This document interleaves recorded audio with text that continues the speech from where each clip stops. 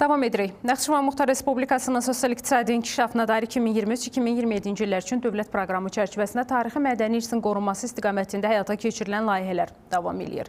Ordubad şəhərində 19-cu əsrə aid ərbabın iş yeri kimi tanınan, vaxtilə bölgənin ilk ipək fabriki olmuş tarixi binada əsaslı bərpa və restavrasiya işləri də davam etdirilir.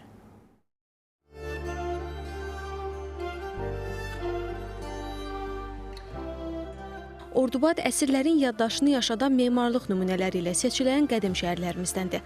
Burada yerləşən tarixi tikililərin qorunması, ilkin memarlıq üslubunun saxlanılması və gələcək nəsillərə çatdırılması məqsədi ilə ardıcıl tədbirlər görülür. Hazırda şəhərdə yerli sakinlərin ərbabın iş yeri adlandırdığı 19-cu əsrə aid binada geniş miqyaslı bərpa və restavrasiya işləri davam edir.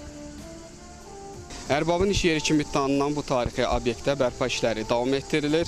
1865-ci ildə Ordubadın ilk ipək fabriki kimi fəaliyyət göstərən bu yerin təsisi Rzaqulu Rzayev olub. O həm də buranın ilk rəhbəri və xeyriyyəçi kimi tanınıb. Onun səyi nəticəsində bu regionda baramaçılıq da inkişaf etdirilir. Hazırda tarixi binada geniş təmir bərpa işləri aparılır. Dam örtüyü yenilənib. Elektrik, santexnika və döşəmə işləri quraşdırılıb. Məqsəd bu qiymətli tarixi abidəni gələcək nəsillərə çatdırmaq və turizm üçün daha cəlbedici məkana çevirməkdir. Vaxtilə ipəkçilik sənayesinin inkişafında mühüm rol oynayan bu tikili yalnız istehsal məkanı deyil, həm də Ordubadın sosial-iqtisadi həyatının ayrılmaz hissəsi olub.